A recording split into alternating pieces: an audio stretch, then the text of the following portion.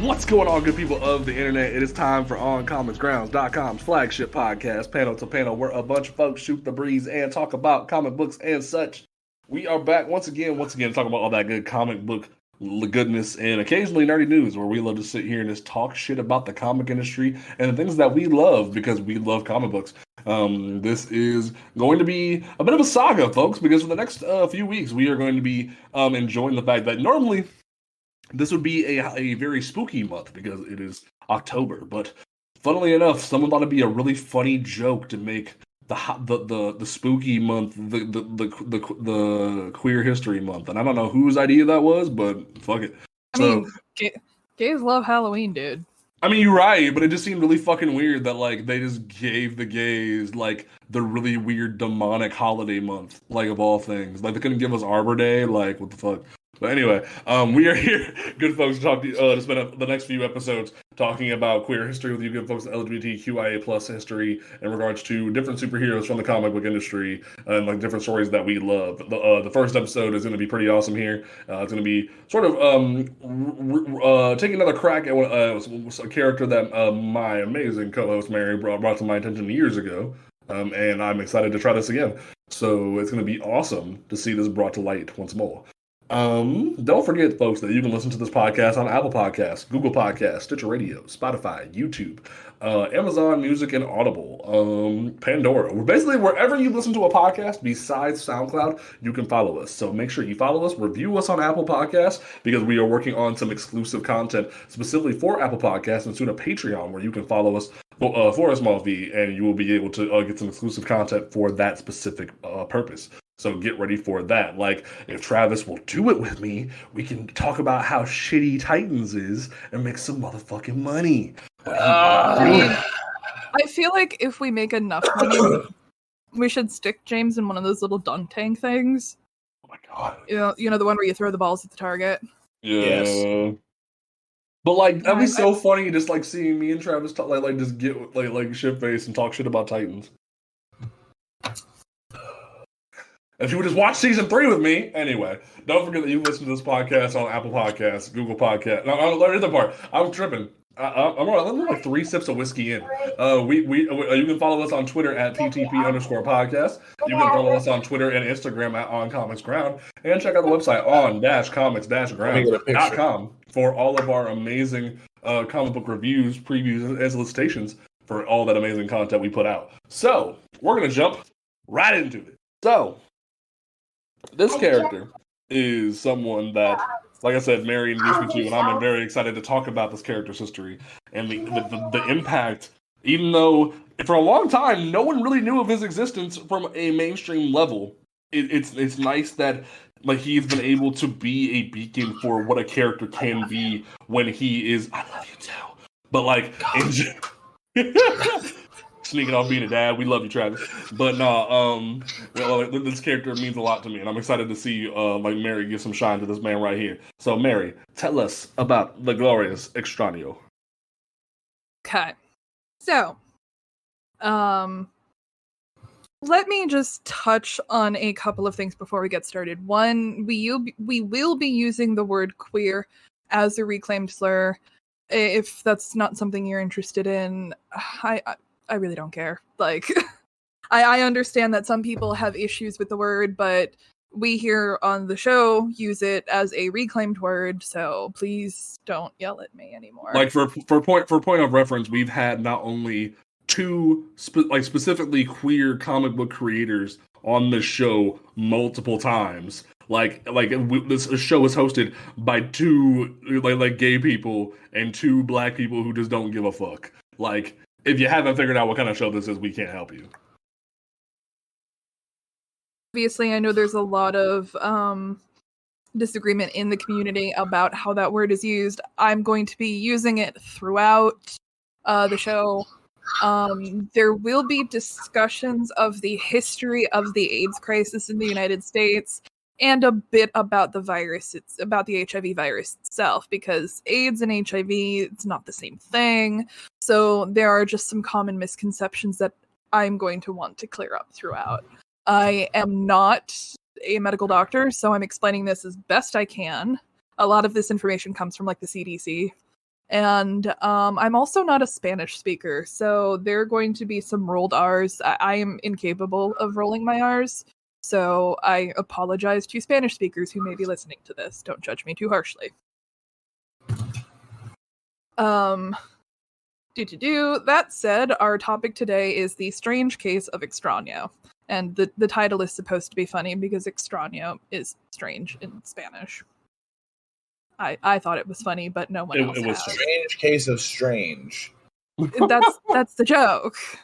Extraño was he's a DC superhero that was created by Steve Englehart and Joe Stanton. He first appeared in the 1988 weekly series Millennium, more specifically in Millennium number 2. We're not going, and I just kind of want to mention that we're not going to be jumping into whole plot lines of books that he's been in. This is pretty tightly about a singular character, so I'm not going to cover the plot of Millennium or even the overarching plot of the New Guardians outside of his personal character arc. His real name is Gregorio de la Vega. He's from Peru. He was recruited by the Guardians of the Universe, the fancy blue people who do the Green Lantern Corps. They had planned to create their successors, a race of new Guardians for Earth.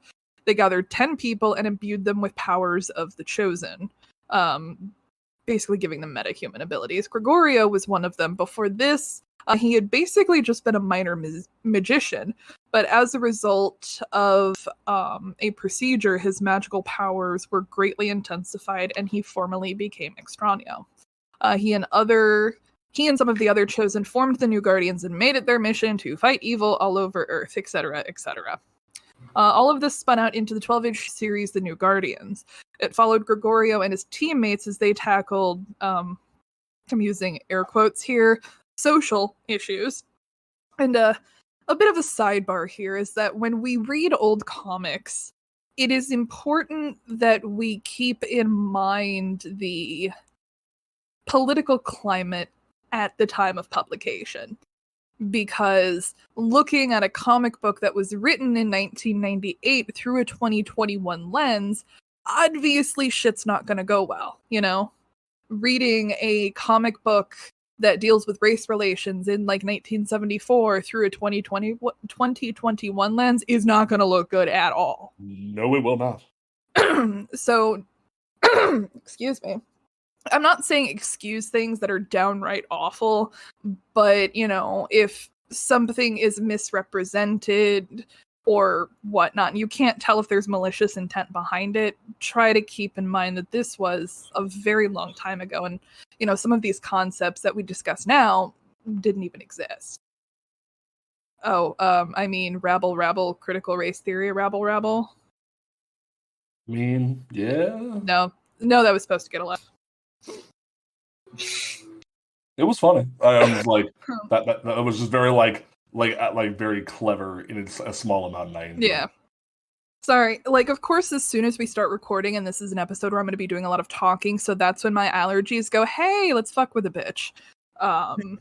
What's up? Apologies for the sniffles and coughing. But this spun out into the 12-issue series, The New Guardians, and it followed the team as they tackled social issues, and again, using air quotes on social.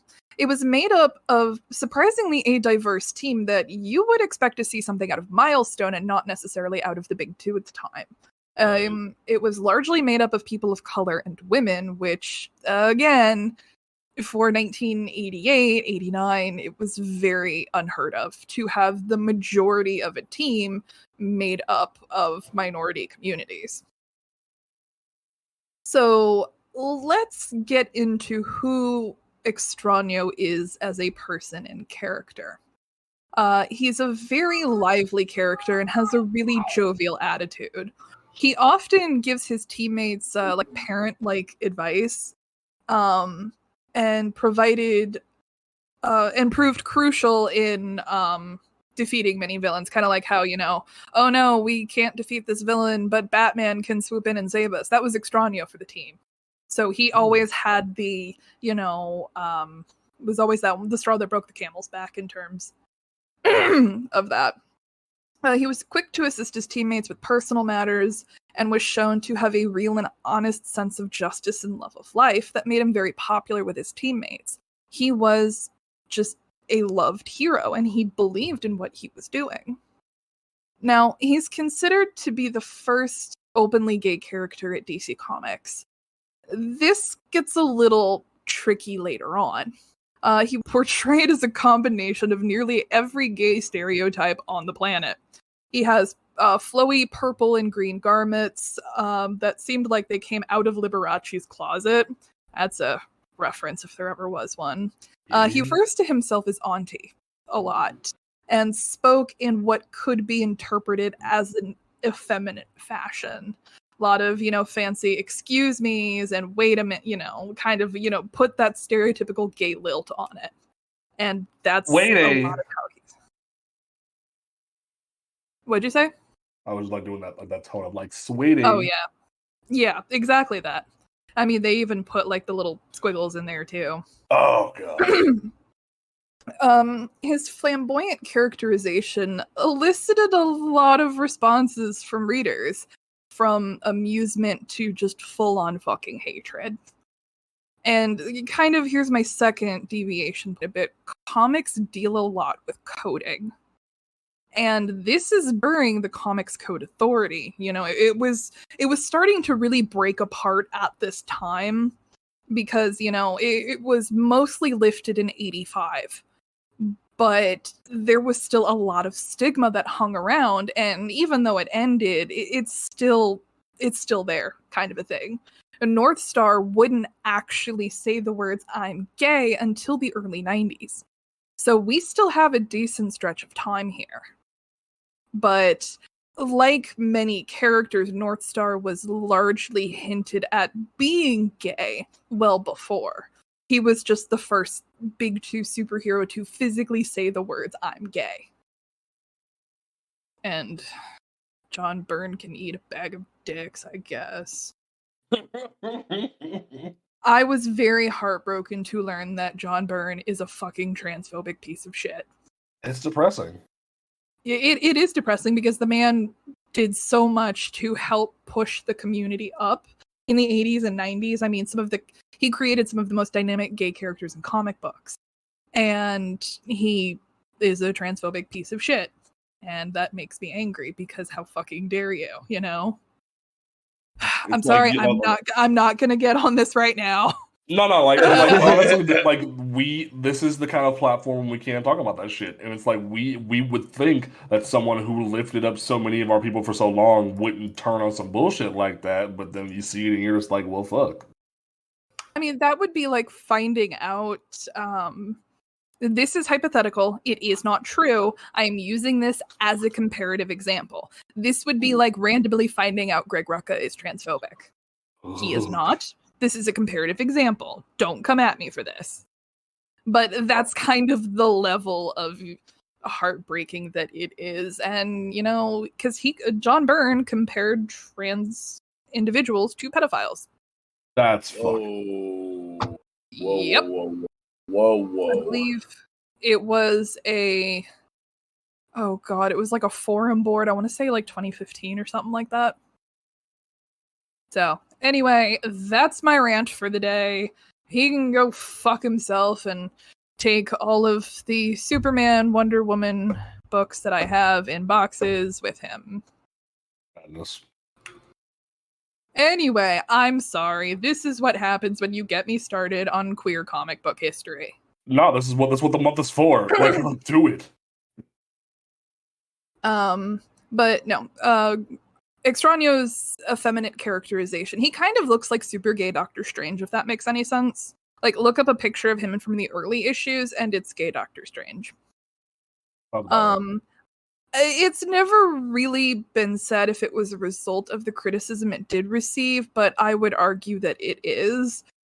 He was redesigned to have a much more traditional masculine superhero costume. There was a lot of muscle mass on display. The flowy robes and sleeves were gone. Like, he looked more akin to what you would expect a male superhero to quote unquote look like at the time. Still made liberal use of purple though, so that's nice. What matters? But yeah, it appears to be a redesign in response to reader critique, but I can't say that for certain. He may also, in fact, be the first openly gay superhero. Again, this gets tricky with Northstar. But in the letter column in The New Guardians number 7, DC editorial unequivocally confirmed that Extraño is gay. And, they're not saying it on page. And what makes this really interesting is that what they're limited to on page, they don't adhere to those limitations in the letterbox. So I find that to be a very interesting dynamic because it's really easy to look at it and go, well, why aren't you saying this in the fucking issue? If you're going to talk about it in the last 2 pages of the issue, why can't you put it in the comic? And that's kind of an interesting question because, again, I think this is where we go back to the final hanging on of the Comic Code Authority. And it's just that little bit that's, the hangers on, the barnacles in the bottom of the ship.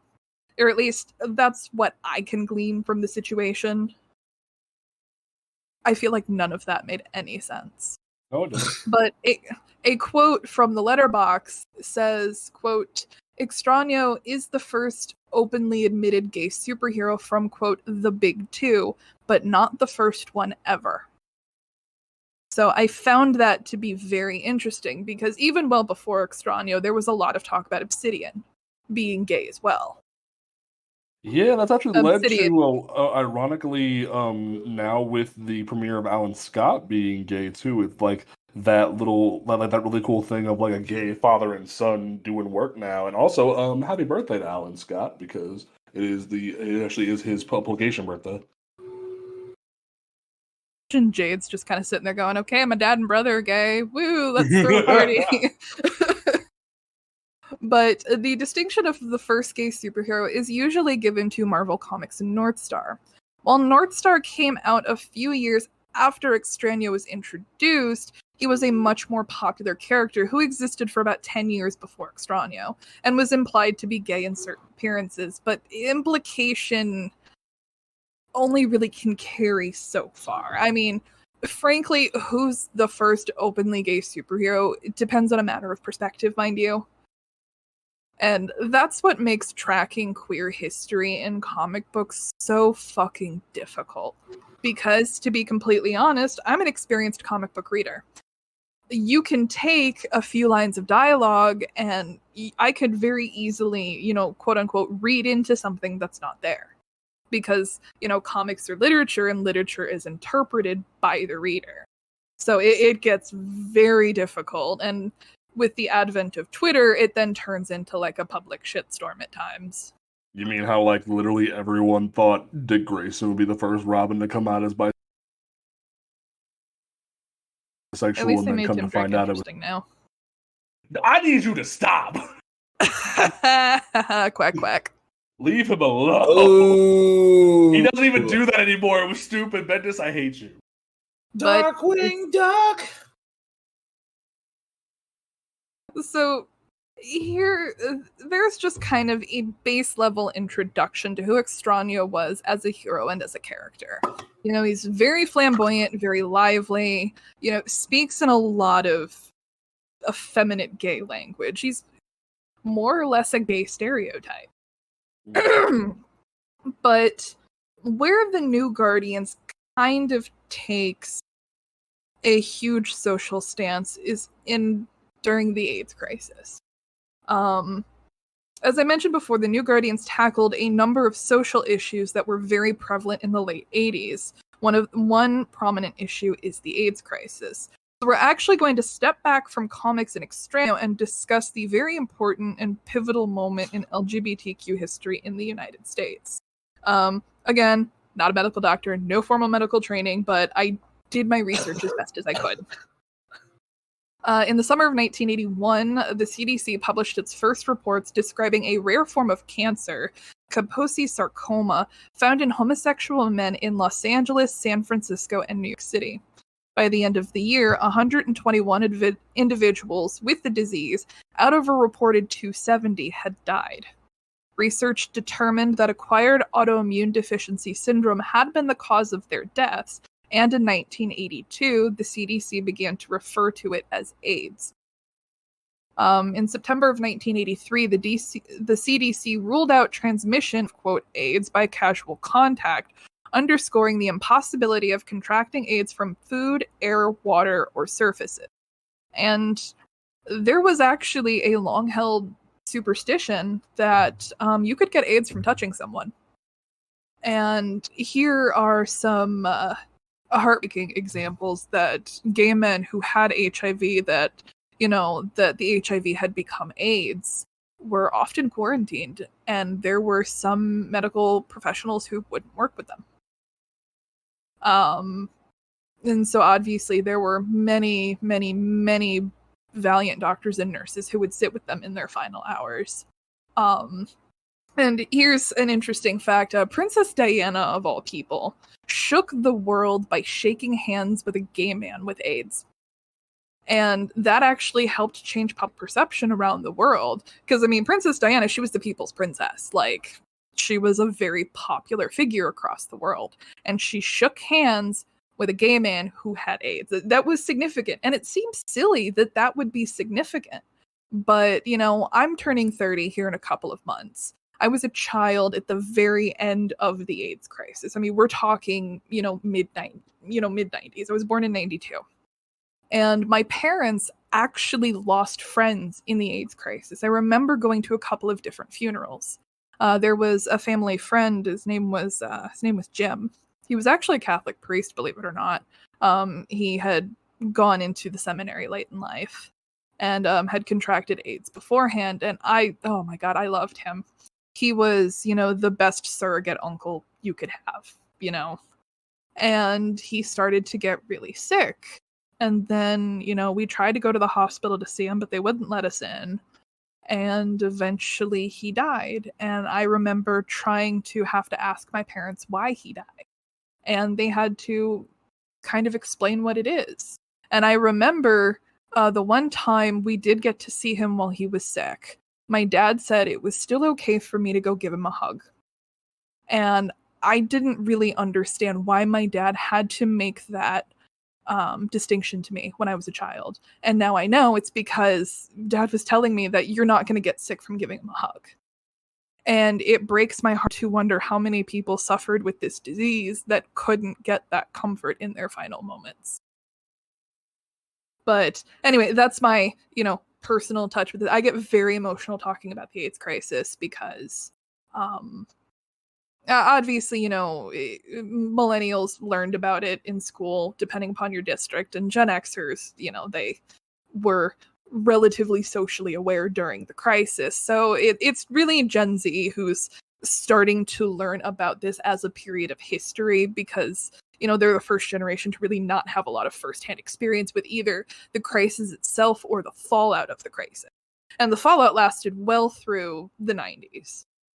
But anyway, that is yet another deviation in diatribe. Boys, please pull me back if you have to. But it's your show. We don't know where you're taking it.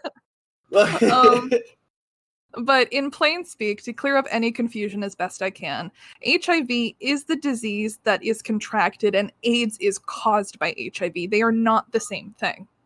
When someone contracts HIV, it does not mean they have AIDS. AIDS attacks the body's immune system, specifically the CD4 cells. You probably hear them referred to as T cells a lot. Again, if you've seen the musical and or movie adaptation of Rent, they talk a lot about their T cells being low. These are the cells that are attacked by HIV, and they help your immune system fight off infections. With a reduced level of T cells, the person is more likely to get other infections or infection-related cancers. Over time, HIV can destroy many of these cells that the body can't fight off these infections and cancers. And I think I goofed up on my outline here.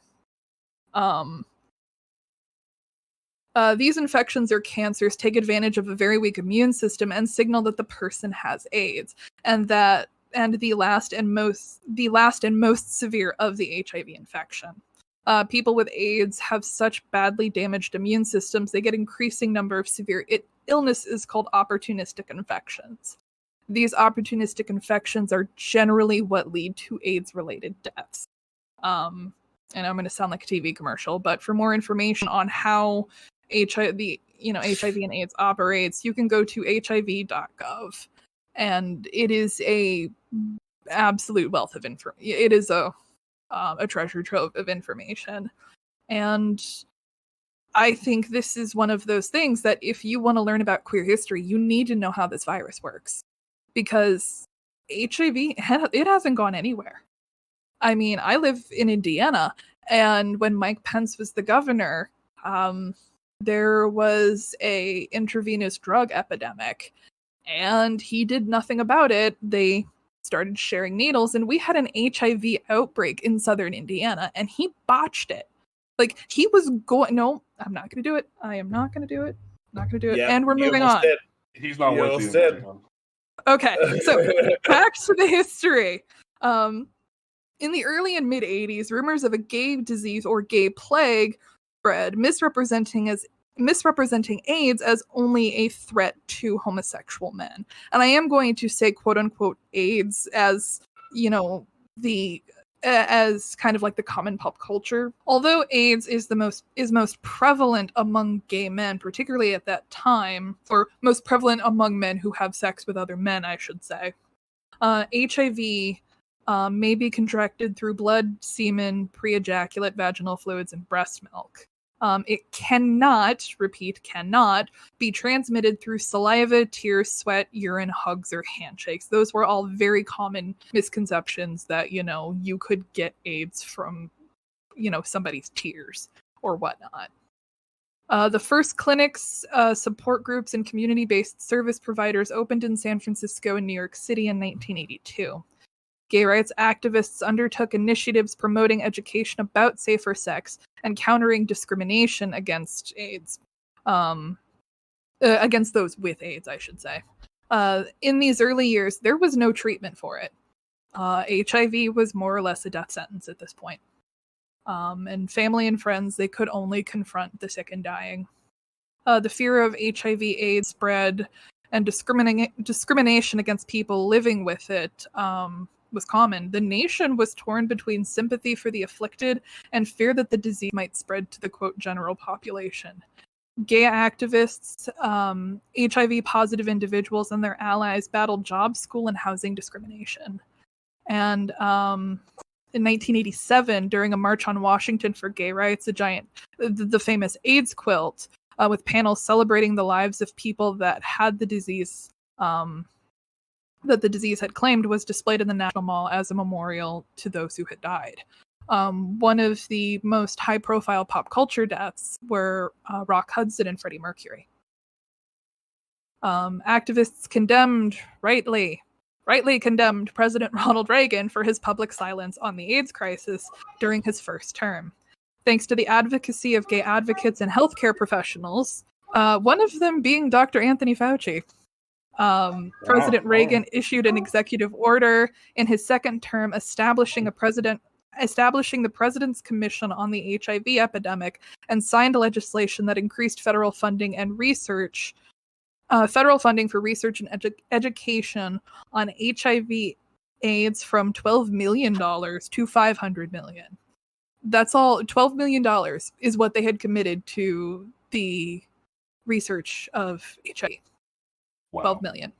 Even in 1980 money, 1980s money, that's still not a lot of money. But yes, Dr. Anthony Fauci, the guy who initially started battling the COVID epidemic, really cut his teeth during the AIDS crisis. That's crazy. In 1987, yes, I know, more depressing history from Mary. In 1987, the Food and Drug Administration, the FDA, approved the drug AZT, which inhibits HIV and delays the onset of AIDS. AZT was monumental. It prolonged many, many lives. And by 1989, Lewis Sullivan, the Secretary of Health and Human Services, could say, quote, "Today we are witnessing a turning point in the battle to change AIDS from a fatal disease to a treatable one. More effective antiviral drug treatments were discovered in the mid-1990s."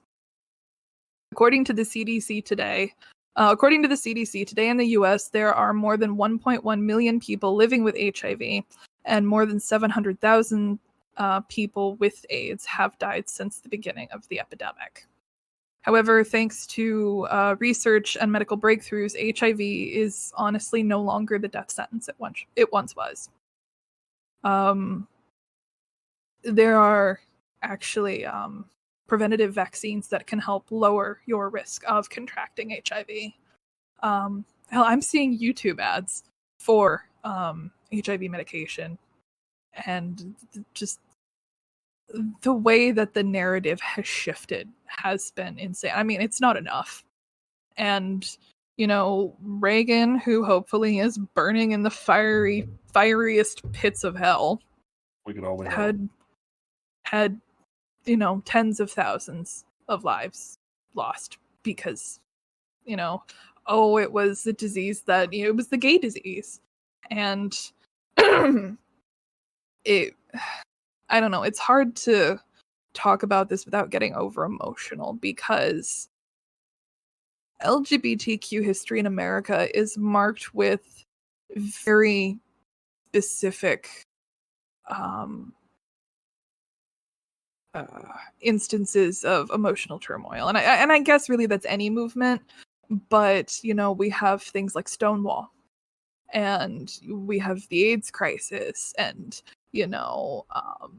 when the United States versus Windsor, and just a lot of these different things. And I don't know what I'm trying to get at with this, but it hurts to think about all of the people who died. It was gay men, it was trans women, it was straight people who were drug addicts, who didn't get to see the advancements that we have made in both medical technology and as a society, in terms that we can get married. And it breaks my heart. It was a book I read in college for one of my gender studies classes, and it was an essay written by a man who watched his lover of 32 years die of AIDS in the early 1980s, and he couldn't do a goddamn thing. I mean, they'd been together for more than 30 years, and he couldn't be with him in the hospital. He couldn't sit with him really in his last days at all. And it just hurts because, I'm married. Victoria and I will have been together for 10 years next June. And I can't imagine, It's like, it's hard because... I'm sorry. Nah, it was my only matter of time before I spoke my ass up. And it's crazy because the fact that I amazingly kept myself together when interviewing Tate Bromwell about this, because he devoted an entire comic book miniseries to this, to the fight against the stigma, to the protesters wanting there to be health coverage and help assistance for them. And seeing the pain that was there hurt me because I lost stereotype be damned. I lost my uncle to this shit.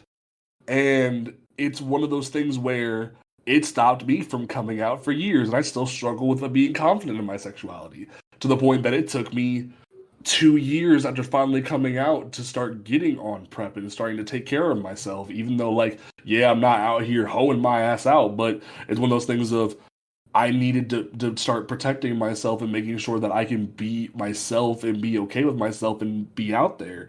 And I think if my uncle would have been here to see how amazing things have gotten, he would be amazed. Because there would be times where he would deny himself. He would just stay himself in the church. And after he had got it, he just worked to keep himself healthy and acted like he wasn't himself. And that breaks my heart to think about that.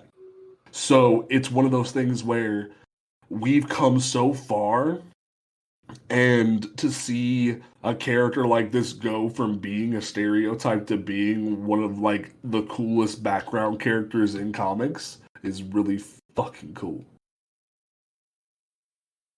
So we've talked about the heartbreaking nature of the AIDS crisis, so then let's talk about the Hemogoblin, the goblin that gives people HIV created by Nazis. Perfect transition point. Fuck. Hold on. What the fuck? Oh, Travis, you're in for a treat. Did you say the Hemogoblin? Yes. Yes, I did. The Blood Goblin. Yes. Yes. He gives people HIV. I don't like where this is going, but please continue. Now that we've introduced Extraño and covered the AIDS epidemic in the US, this brings us to the most controversial part of Extraño's story. In the New Guardians #1, literally the first issue, we see an introduction of the villain Hemogoblin. And in my outline, I actually wrote canned joke about the name here. But, and like somehow we made that work without like any issue. Yep. He was a vampire that was created by a group of Nazis. Specifically white supremacists. I don't want you to think like actual German Nazis, but like, modern day Nazis. In comic books, sometimes that distinction has to be made if, they're freeze-dried Nazis from World War II or modern day white supremacists. Freeze-dried?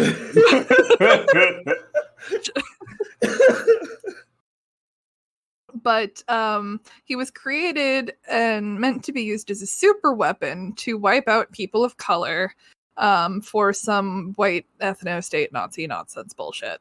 The catch is that he was, quote, an AIDS vampire.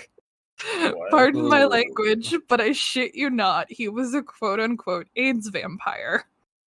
Hemogoblin, the freaking AIDS vampire, ends up attacking various members of the New Guardians. He bites and infects Jet and Harbinger with HIV. He scratches Extraño's throat and seems to make contact, but there is a lack of visible blood. Hold on. I love how like I get to like be visible to his reaction when I sort of had to like silently handle this when I found out. So it's very interesting hearing your reaction, Travis. And when the doctor confirms the positive status to at least Jet and Harbinger, Extraño makes an offhanded joke about this being deja vu in reference to waiting for the test results, indicating that he's maybe dealt with this before, having to wait for test results specifically. This raised. Oh yeah, no. Are you reading ahead? Because it gets worse. No, I'm listening. It's pure. This raises the rather large question of, was he infected by the Hemogoblin, or was he already carrying the virus? The question is never truly answered in the book, and this is where the letters in the back of the book start to shed more light. In the letterbox in the back of the issues, editorial offers more information that this isn't his first time dealing with the HIV scare, and that may, quote, have lost lovers or fear of his own infection. And it may have even been the cause of the suicidal behavior that he exhibited in Millennium. So they're kind of giving us a larger look into Extraño's past that, he may have potentially lost lovers to AIDS or, the fear himself. So, this is deja vu for him all over again. What follows the events are a truly emotional and heartbreaking story arc about living with HIV. And again, please contextualize it through the lens of the time. If you look at it now, but I feel like even in 1988, that doesn't excuse the existence of an AIDS vampire. No, it does not at all. That's but like specifically, when they're in the people with HIV support group meetings. Harbinger, she's angry and she's terrified. Extraño is scared, but does what he can to try and accept it. And Jet, who actually does end up developing AIDS as a result of her infection, lives every day the best that she can. And she, later on in the book, actually ends up sacrificing her life to save all of her teammates. And it's not like an oopsie, we killed this character. Like, no, first of all, she's permadead. And second of all, it's a very emotional scene because the New Guardians, this 12-issue run, deals a lot with the interpersonal relationships between the various teammates. It's not a backdrop like you would see in Avengers or Justice League. That's one of the central focuses of the book. The storyline was met with both celebration and excruciatingly heavy criticism. Many gay men with HIV/AIDS wrote to the editors, and some were excited to see it talked about, and others were fucking furious. Many actually, and I've read all of the letters, and there are a few that I've taken pictures of, because there are some of the letters that I want to touch on. One, because DC's responses are so snarky for some of them, and it's perfect. We love it. But a lot of people criticized Extraño's campy, Liberace gay Doctor Strange style. And again, he would eventually get a costume change in response to that. I need you to say that one more time. What is campy Liberace-esque gay Doctor Strange costume? What it was, that's what it was. Yeah. It looks like Liberace's closet and Doctor Strange had a baby, then they tried to make filter over it. And then they tried to give him arm and wrist braces and sort of give him a sort of modern look that just said, oh, he's a sorcerer. No. He's still gay Doctor Strange. You can't escape it. This is what you've done. That's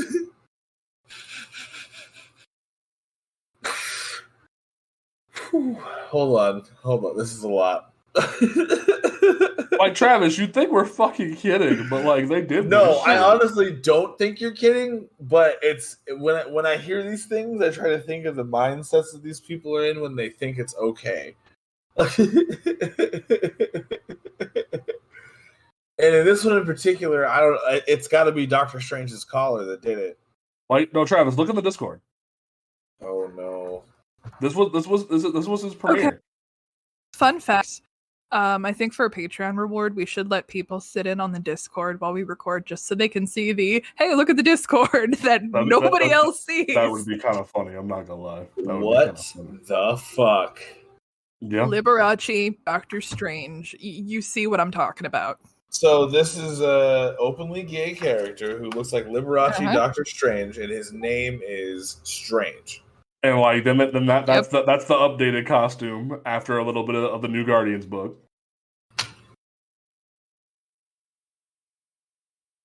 Okay. This one they gave him a Ricardo Montalban twist in this one. Mm-hmm.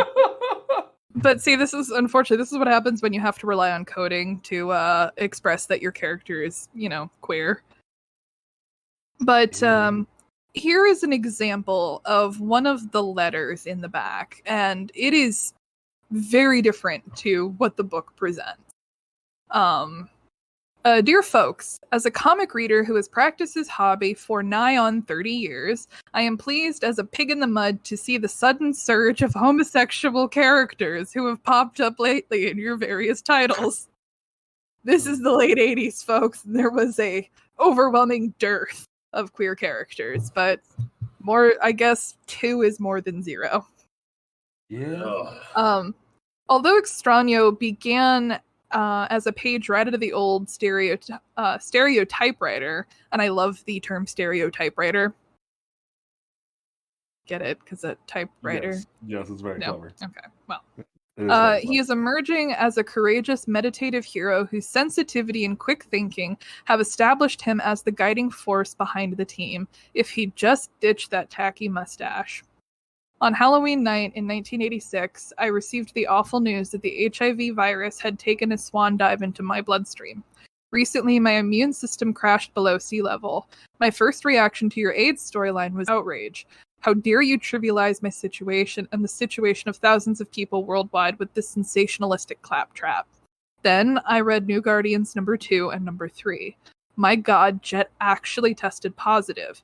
Extraño and Harbinger are in that awful limbo of knowing that they've been exposed, but not whether they've been infected. Okay, you score points for having you score points for guts and have my everlasting gratitude for exploring the horror, exploring the psychological, physical, and sociological horrors of this damned disease. But if you're going to do it right. If Jet is simply seropositive with no symptoms, it is unlikely that she would be on any kind of medication, even experimental. Although the episode in the PWA, quote, people with AIDS group was authentic, right down to the obnoxious nutritionist with his whole wheat cure, no doctor / facilitator worth his salt would ever reveal intimate details about the others in the group, especially to newcomers. It is up to each member of the group to decide what he or she will share. Otherwise, I'm highly impressed with your handling of this plotline. As you progress, please keep in mind that testing seropositive is not a death sentence. Regardless of my less than desirable health status, I hold a full-time job as a writer, freelance on the side, and serve on the board of directors of Friends, Detroit's only PWA coalition.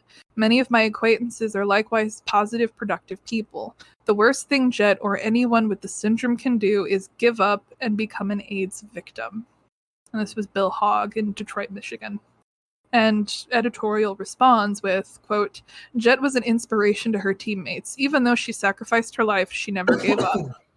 In the PWA group, the members had already shared those details of their lives with the doctor knew. Jet, as I could surmise, was probably taking a drug to help inhibit certain AIDS-related complexities or to prevent further depletion of the T helper cells. Although no effective AIDS therapy is presently available, medical science is working on not only an AIDS vaccine, but on as many ways as possible to help develop antiviral agents to halt the HIV from within. That's a letter in the back of a comic book. And it was bizarre to see something of that magnitude in a book with fucking gay Doctor Strange. Like, oh man, this one though, this last one right here, whoa! I would guess that is Doctor Strange, and I'd be like, what's he doing with Midnighter? Oh, the one that was in DC Pride. I mean, I think it's a good modern look for him. I think it takes him away from the suit. I think the suit was a little too like you're trying to like minimize what he's already been previously. Yeah, but in the face, he looks like Reed Richards and Doctor Strange did the fusion dance. All right. You will indulge me further for just a few moments. Yes. There are a few letters that I want to read, and one of the responses is so snarky, and I love it. Here's some good old Marvel bashing from the 80s. Let's fucking go. Dear DC Comics, I want to applaud you for your fine work on the first issue of the New Guardians. The way that you were able to show the sickness of racism and the shock of AIDS was handled exceptionally well. Thank you for creating a story that focuses on the oppression of the South African people. Again, also keep in mind this was during apartheid. It lets people like me know that DC is taking a stand against apartheid in South Africa. Also, thank you for pointing out more specifically how AIDS can and cannot be transmitted. Oftentimes, the quote, other comics company, and they put other in quotes, remains neutral in matters dealing with sensitive subjects such as deadly diseases or racism, apparently so as not to offend people.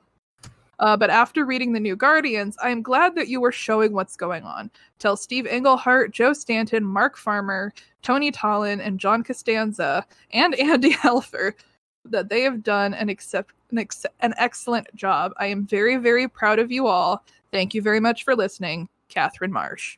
Address withheld. Love it. But Catherine Marsh was apparently not having it. And I'm sorry, it's just some good old Marvel bashing from the 80s. I don't know if anybody else thought that was funny, but I did. I said it. I thought it was great. Is she just like not hearing me today? I don't know. I mean, you're cutting in and out a bit. What in the world? My mic is on point. What the hell? Okay, and then I want to find the homophobic letter. The homophobic letter? Oh my god, there was, in one of these letters, there is some dude that goes off. Oh, here it is. Oh my god. Can I read it? Yes, you could read it, dork. Dear Andy, it seems as if the major topic of conversation about New Guardians will be Extraño's sexual preference. This book has been unafraid to prevent controversial topics such as homosexuality and AIDS. This should be applauded. Working within the context of a non-approved book, and by non-approved they mean by the Comics Code Authority, the creative team has the opportunity to explore new adult themes without having to worry about the interests of younger audience. There are those who will say it is a parent's right and responsibility to decide what is right or wrong for their children to read/view. This may be true, but let's be honest. How many parents... Oh no, is this... Oh no, did I find the wrong letter? She's about to be so upset if she found the wrong letter. I did find the wrong letter. No. There it is. Love it every time. Give her time.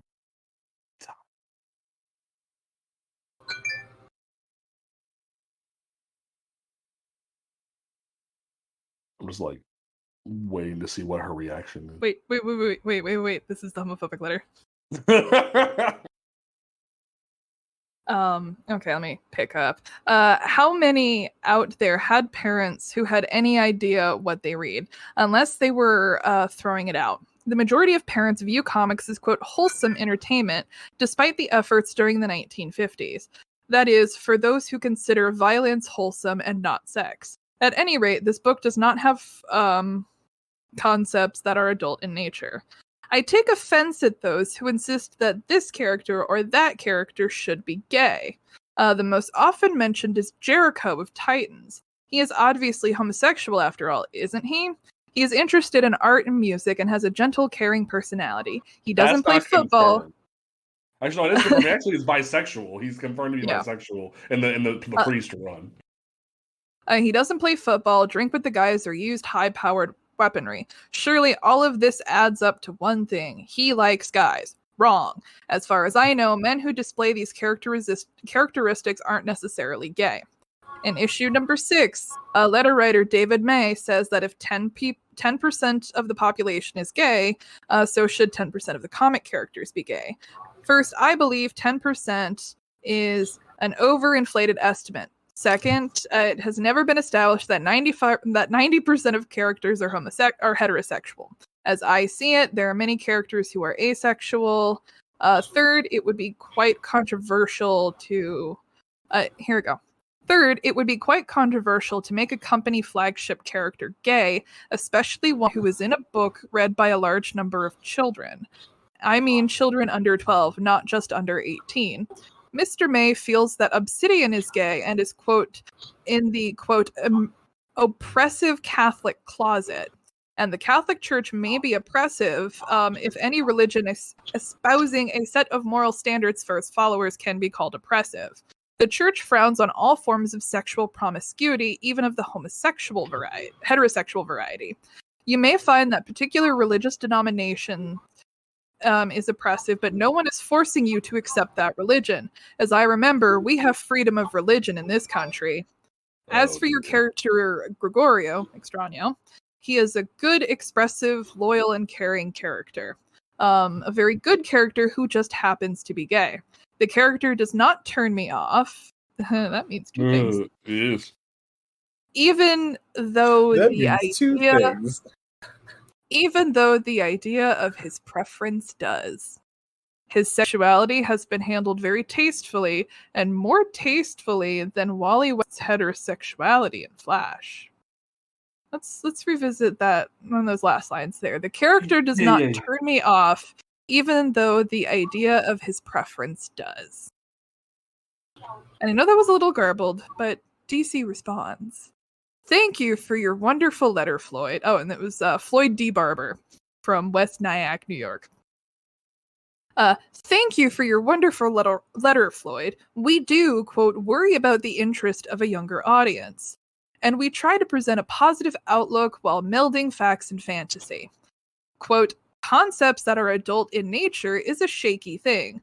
No one is, quote, insisting any character is gay, merely posing who might be, as Edward Rosnacki did above. Whether the well-documented 10% is incorrect, one cannot apply a general populace statistic to a select group. They must be looked at on the basis of what factors the group may be in. What does, quote, making a company flagship character gay have to do with a book being read by, quote, a large number of children, besides controversy?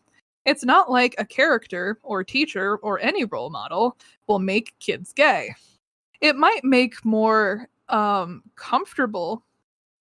It might make people more comfortable with those who are gay or those who fear gays. About oppressive religions, can't say you weren't warned. The Catholic Church, through the people in it, has come far in recent years. Should a system of morals be set down that infringe on the rights of people to live how they want, as long as they do no harm anyone? Oh, fuck, I fucked that.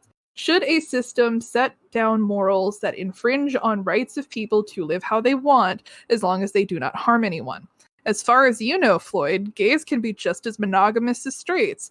Speaking of which, we think Wally's heterosexuality was handled. There it is. Was handled well. I don't know. Wally could totally be gay and we wouldn't even know.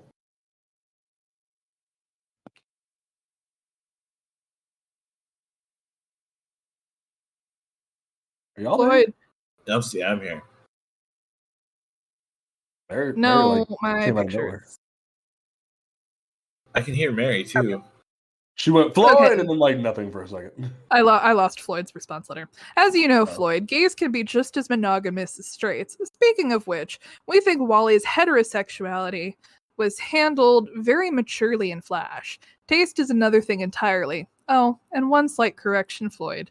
Although this might open up quite another kettle, being gay is a sexual orientation, not a preference. Do it. I'm sorry, I love the snarkiness of DC's response. Love it.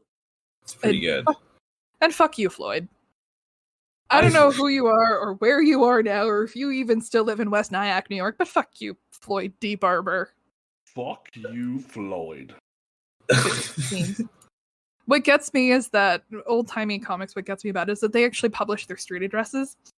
Yeah. Oh shit.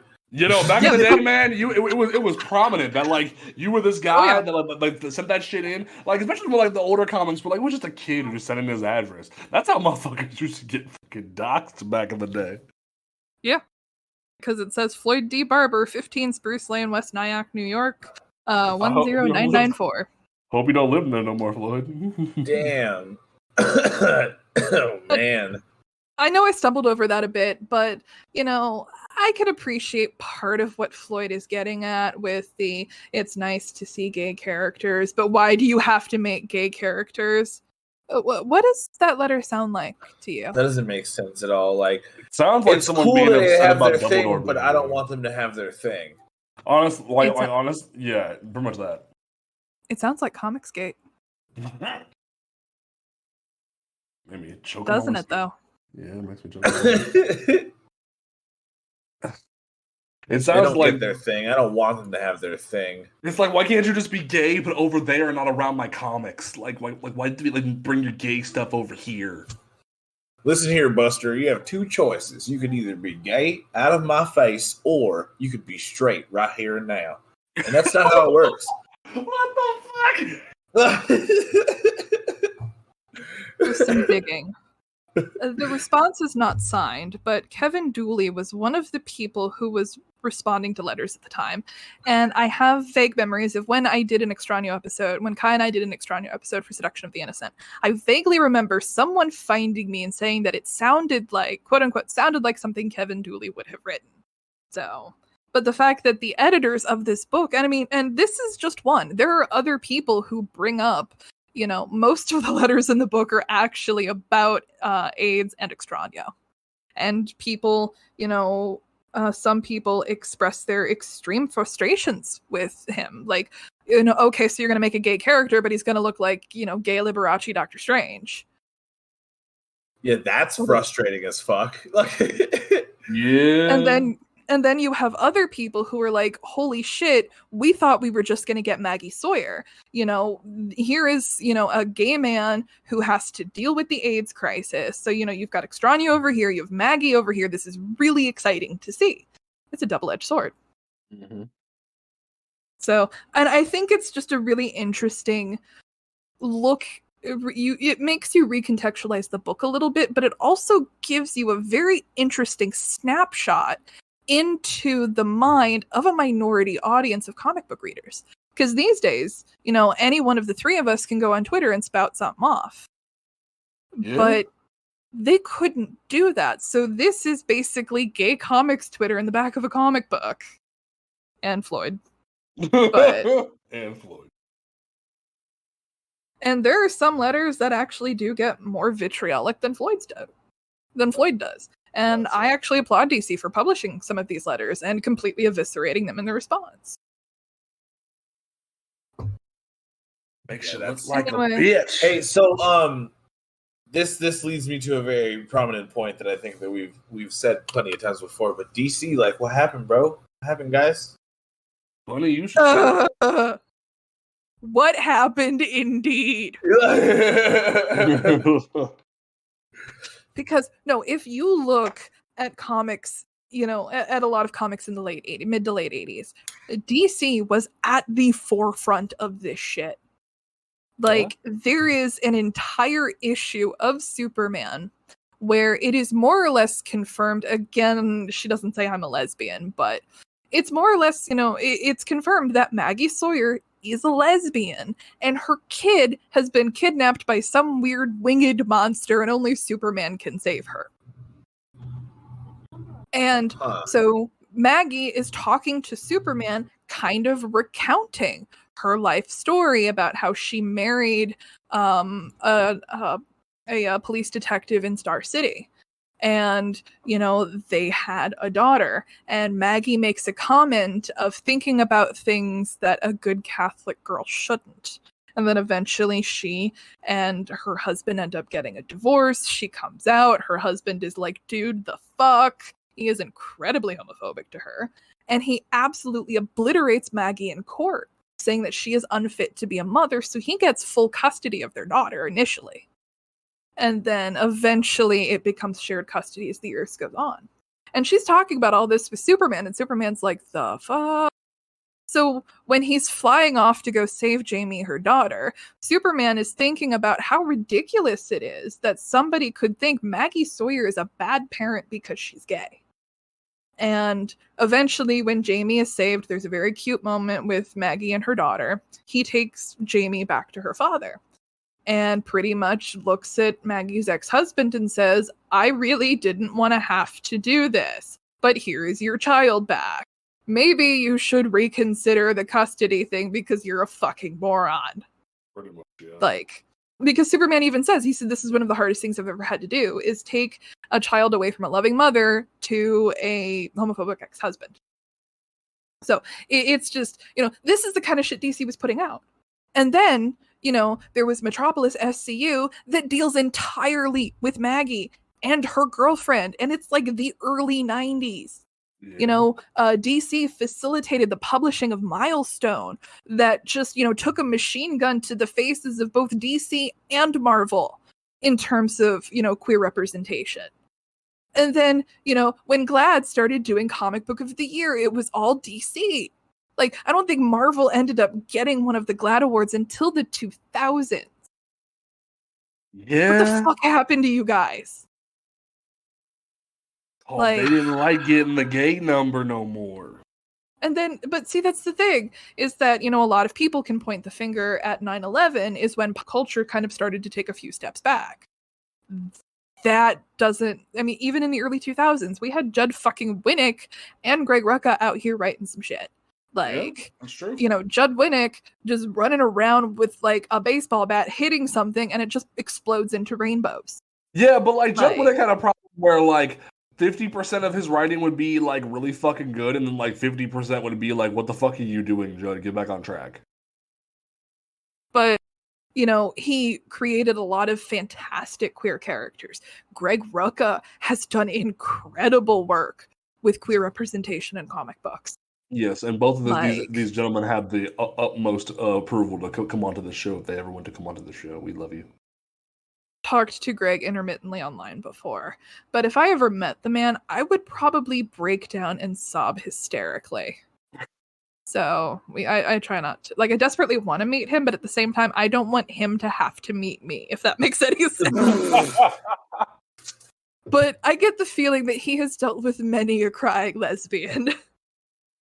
But like, hell, even the New 52 those first couple of years tried to do slightly more ambitious things with queer characters. Like randomly making Alan Scott gay. And Batwoman, she was the first lesbian character. Honestly, I think she was the first gay superhero to have a self-titled solo series. Yeah, I think so, actually. Yeah. And it's just like, looking at it now, and the gay narratives fell apart in the New 52. It really did. And we haven't gotten back to that. They tried another Batwoman book, and that was so. Marguerite Bennett. Ooh, actually, Midnighter beat you by 4 years, Mary. Sorry to tell you. Midnighter beat you by 4 years. Okay. Because his original run was 2007. I'm sorry? His original run was 2007. Okay, so she is at least the first lesbian superhero. Yes. Okay. Sometimes even I don't have all the...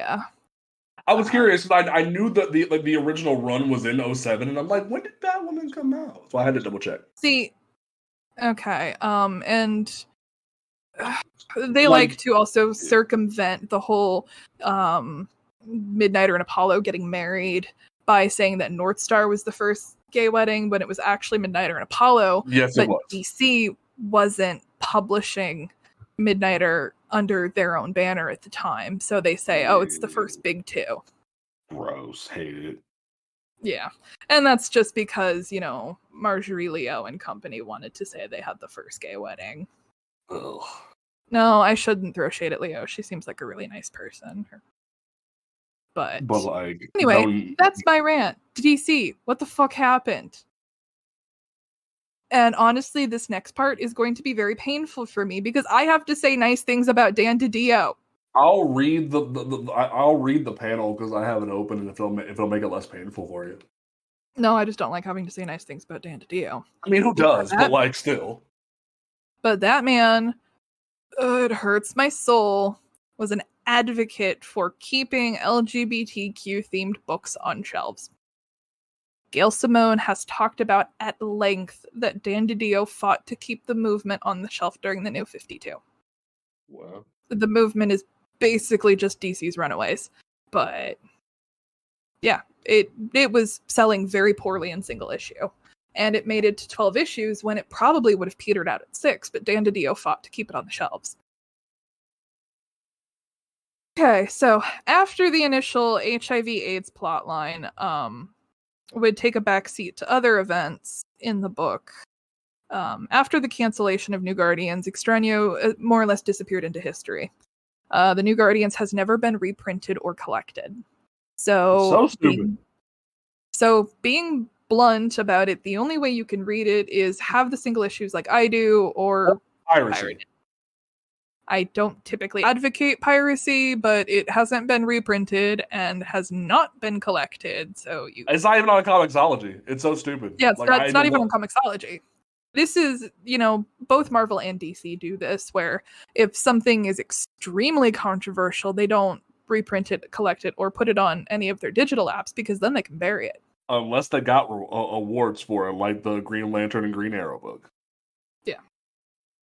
After the time-altering events of the 2016 DC Rebirth relaunch, Extraño reappeared in Midnighter and Apollo. It's a small cameo, and we see that he now shuns his previous persona. We see that Extraño is seemingly married to a man named Hugh, and that the two have adopted a daughter with wings named Suri. Extraño briefly helps Midnighter on his quest to save Apollo. Writer Steve Orlando, who is openly bisexual, explains his decision to reintroduce the character, saying, quote, "With a book like Midnighter and Apollo, which is from cover to cover a love letter to queer characters and our struggle to live, be visible, and love, it felt right to return one of the first and reintroduce Gregorio to a new generation." Gregorio's story would be addressed in another way in the heartbreaking charity comic Love is Love from DC and IDW. Love is Love was published as a fundraising comic in response to the Pulse nightclub shooting in Orlando. It raised actually well over $100,000 for Quality Florida. In a small comic page written by none other than, I have to update it, the former DC co-publisher Dan DiDio, with art and lettering by Carlos Dinanda and Carlos Mengual, respectively. Gregorio recounts his story to Maggie Sawyer and Renee Montoya. He comments about his tropey pasts and admits that while progress has been made, there's more work to be done. And James, if you want to read the dialogue for me. Oh, please, save the hard-ass act for the boys at Metropolis PD. When I arrived, I was wrapped in every gay stereotype known to man, woman, and child, and yet I was never allowed to admit being gay. God, I hate umbrella drinks, and to make matters worse, I wound up being taken out by a horribly cliched AIDS vampire named Hemogoblin. So many beautiful people died from this horrible disease, and I was compliant in diminishing the impact by making it a plot device. Ah, the 80s. So, an interesting view of it, because you look at how we see it now versus how it was seen then, and it overlaps, and if bad rep is all you had at the time, what can you do? And something I do appreciate about that page is that Dan DiDio was not involved with was not really involved with DC at the time. But I saw that as DC essentially accepting responsibility for that. And that, that kind of accountability, if you will, is not something we typically see in comic companies. They just typically pretend it never happened. So it's interesting to see. And that panel offends me for many other reasons, because Batwoman gets Maggie to go dance with her, and Renee's right there, and I'm like, come on, Kate. Yeah, it really feels weird how like Kate just kind of pulls up and says, "Hey, let's not do a serious talk right now." Like, if anything, Kate would have been there to console Gregorio. It feels very weird. Kate's dragging Maggie away to dance, and I think that's Dan DiDio trying to approach the marriage issue in Batwoman. Because, okay, look, this isn't about Extraño, but I'm getting really sick of it. That was a line-wide publication rule. None of the superheroes could get married. It was a stupid decision, but not a homophobic one. Ironically, they treated Batwoman like the rest of the straight heroes, the one time they probably shouldn't have. So, like, it's really funny, because Aquaman and Mira, they couldn't get married either. Which was so stupid. And that's why in Rebirth, the first thing Jeff Johns has him do is propose. Yep. But yes, the straights couldn't marry either, and they just kind of used equal treatment the one time they probably shouldn't have. You had to think somebody at DC kind of went, hey guys, this probably isn't the best idea. Maybe we should just let them do it. But again, it was a stupid decision, but not an explicitly homophobic one. Ew, I just had to defend Antidio. And with that, my horrible letter reading and tirades aside, that is where Extraño's story ends for the moment. I mean, technically, like, he did recently with DC Pride was able to get a bit of shine where it gave him a little bit of a look of what he's been up to, not only sort of being the gay Doctor Strange to the new, what was supposed to be the winner of the stupid DC Twitter poll, the Justice League Queer, that just didn't happen, the JLQ, but then also in the DC Pride book. We needed another fucking Robin book. Anyway. Like the other part of it is an amazing story by Steve Orlando in the DC Pride anthology, where ironically enough, Midnighter and Extraño go on a quest to kill another vampire, so it's very ironic. And it's very wholesome. It kind of like leaves a door open for somebody to come in and tell more stories and sort of like boost Extraño's profile. So I'm excited to see what happens in the future with him, because he has so much potential to be more than just the other guy at the other studio who just happens to be gay. The problem is that they won't. I know. He's something of a comic book hot potato that, you know, it takes. Orlando was incredibly brave to revisit the issue. Yeah. And to essentially update the character. And I had some people, you know, when I think I was working in the warehouse at the time, I had some people coming up to me going, Mary, who is this guy? And I said, hang on. I flipped through it and went, oh my god, that's Extraño. And then I had to pull up pictures on my phone and go, it's gay Doctor Strange. It's like, they're kind of like, and honestly, and shout out to Stephen Byrne for amazing art in this issue, because he kind of does sort of make a modern Doctor Strange-esque costume for him, rather than what the original Steve Orlando Midnighter and Apollo book gave him, just like a suit coat kind of look to him. The newer like costume sort of gives him like his own unique look, while also sort of capturing what his original costume was. So like, honestly, I feel like there's a lot of potential here. He doesn't have to just be a side character if they put the work into it. Honestly, DC just needs to shut up and give me my queer hero team up. And I'm talking like, you know, the adults, not just the weird teenager teams that apparently can only be queer. That bothers me a lot. Like, no, if you look at DC Pride, the lineup of JLQ is actually a pretty solid fucking roster. You have Midnighter Apollo, you have Batwoman, who would be like you have like Extraño, who would be sort of the like adult, like leader, sort of JSA-esque grandparents in the room leading the next generation. You have Ray, you have Steel, you have Bunker, Tasmanian Devil, you have freaking Crush, Lobo's daughter. Like there's a eclectic group of amazing characters here. Hell, I don't even know who the fuck they are, because I refuse to read Tom Taylor's run on Suicide Squad, because it's not a Suicide Squad book. But the characters from Tom Taylor's Suicide Squad run are in this Suicide Squad book. It's not. Travis, I will be so firm on this. And Tom Taylor, I love you. I love you so much. I've sung your praises before, and you know this. But it's not a Suicide Squad book. It's, hey, I really wanted to write a new Warriors book, so DC said, hey, just shove it in Suicide Squad and add Harley and Deadshot. I understand. I really understand. But like, it's still more of a Suicide Squad book than whatever the hell the New 52 was. I disagree with that firmly, but different day. But like, in general, like, yes, because Harley straddling Deadshot just screams Suicide Squad. Not that. I'm saying the rest of the book. I'm saying the rest of the book and the arc that happens, because that was weird. But and also, especially when she puts Joker's like decapitated face on Deadshot, which is ooh. But like, in general, I'm saying that like the fact that literally all these amazing characters that have been created over the past lengthy years are here, and I think even Shining Knight's in the background. and they're intersex. That's really fucking cool. Yeah, I think Tom King of all people added that. Yeah, I'm still Tom King. Well, and the weirdest thing, Tom King randomly put Shining Knight in Heroes in Crisis, and yet we still have not gotten resolution on Shining Knight being back in the canon. But anyway, so this definitely was like a chance to begin a tradition of doing like more stuff with LGBT stuff, and me and Mary are working on an amazing project to start doing stuff with that. We wanted to spend. I think you mean it's my show, James. You're right. You're right. I'm just here to have fun. You're right.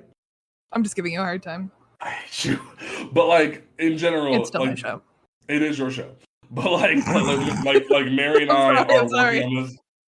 Mary and I are working on a new project that's coming soon. She's been working on this for a long time, and I was like, you know what? I want to make this shit happen. I'm here to back you up. Let's fucking do this.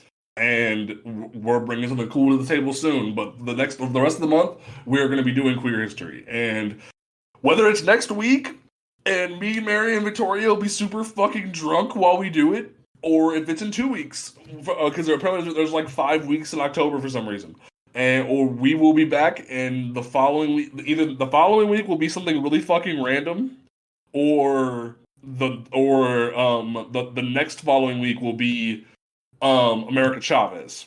So get ready. The reason why I'm saying me, Mary, and Victoria is next week is my birthday, and Mary and Victoria are coming up to see me and have a good time.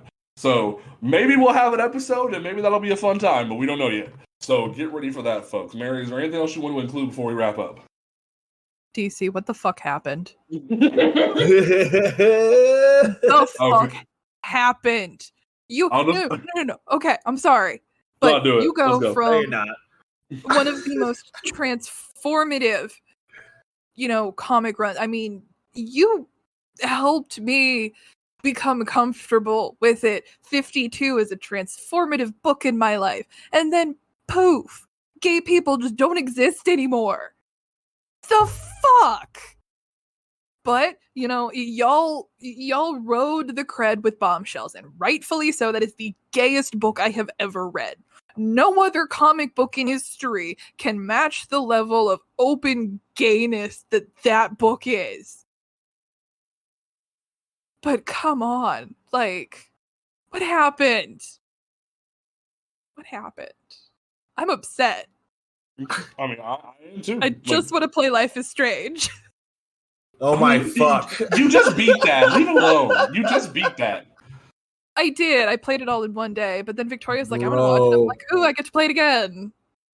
Seriously, though, play Life is Strange True Colors. It's so fucking good. Oh, I don't think I've played True Colors, but I've definitely binge played the first one, and that was wild. Oh god. Oh, True Colors? If the Life is Strange 2 is stupid, no one plays it. But the first Life is Strange, if that is a 10, True Colors is a 9.9. Folks, it looks like the youngins got a hold of Mary and turned her on to Life is Strange. We're all doomed. What? I played the first one when it came out a gajillion years ago. With the tornado and the fucking teacher who kills your best friend and shit? That shit was crazy. Chloe, Rachel Amber. No, James, I played the first one when it came out. Bro, I remember playing that shit when you're looking into the pictures and changing the timeline, and then your best friend is all paraplegic and fucked up in bed. Travis, do you save Chloe or do you save Arcadia Bay? What do you do? Oh my god. All right, kids. We're gonna go ahead. Chloe, because I'm awful. All right, kids. I do. I'm awful. I'll kill the whole town so my girlfriend can live. Children, oh my god. Children. We're gonna go ahead and wrap up this episode, folks. Travis, not related to Life is Strange, in relation to the topic we've discussed today, what is your closing statement for this episode? I'm kind of just gonna resonate with Mary with the what the fuck happened, DC, because man. All right. My closing statement, as always, folks, is support your local comic book shop. DC, what the fuck? Also, just in general, we need more queer characters. I've said this for years. I've said this with multiple guests, and I've said this with still one of my favorite guests of all time, Tay Bravo. Like, we need more queer characters. We need more stories that resonate with today's readers. Like, today's readers are not just cis-het white men living in their basement, or cis-het white men that work a 9 to 5, that work at the steel mill all day and want to come home and read their Captain America comics. We're not that anymore. We are a diverse pool of readers that are here, and we've been here since before the 2000s, and we care about what happens in our comic books. Yes, capitalism is a thing. Okay? We know this. Jesus, Travis, are you all right? Yes. Okay, making sure you're good. Travis is still alive, everybody. Maybe. He just smokes a lot of weed. It's fine. But in general, we're very much like a more diverse thing than we've ever been. And we'll see. That's the thing is, nope, I'm not going to do it. No, do it. Speak on it. Speak on it. The comics audience has always been incredibly diverse. I mean, there are delightful and admittedly heartbreaking photos of, children of color sitting at comic book stands excitedly reading comic books, and then you see one and you think it's really cute, and then you realize it's in a fucking Japanese internment camp. Yeah. No, so fuck the notion of, boomer and Gen X white men going, oh, we read comics, blah, blah, blah. No, fuck you. Fuck you with a rusty fucking spoon. We've always been so much. Travis, I love her so much. But no, like she makes a valid point. We've been here. I even talked about last week with the Aquaman episode. I've been reading comic books since I was literally able to read. My first books were one of the scariest Batman comics of all time, and then Young Justice. I have been here for so long. My favorite superhero for the longest time was Aquaman, and I finally did get a black gay Aquaman. And he probably won't get a long time on the page because of capitalism, and he'll just be swept to the sideline, and it sucks. But in general, I feel like we need to get rid of the notion that sales mean everything, when in reality the readers mean everything. So, as always, folks, make sure you check us out on Apple Podcasts, Google Podcasts, Stitcher Radio, Spotify, YouTube, all those great places. Wherever you can listen to a podcast besides SoundCloud, we are there. So please check us out, subscribe, and review us on Apple Podcasts and whatnot, so that way you can boost our analytics and help us reach out to more people who need to hear basically that comics are for everyone and we don't give a fuck anymore. And in general, you can follow us on Twitter at PTP_podcast, and you can follow us on Twitter on Comics Ground, where we're going to be posting a lot more reviews and getting more critical about comics, because we care about this industry. Whether there's a lot of people who are going to different avenues for their comics. Like, apparently, found out on the internet today that Brian Michael Bendis was offered a Substack contract. I don't know how I feel about that. But in general, we're going to keep doing this until the day we die, because we love this shit. So get ready for either drunk gay people next week or America Chavez in 2 weeks. So whatever happens, you will enjoy more Panel to Panel from us, and we will catch you folks next time right here at Panel 2. Panel, peace out.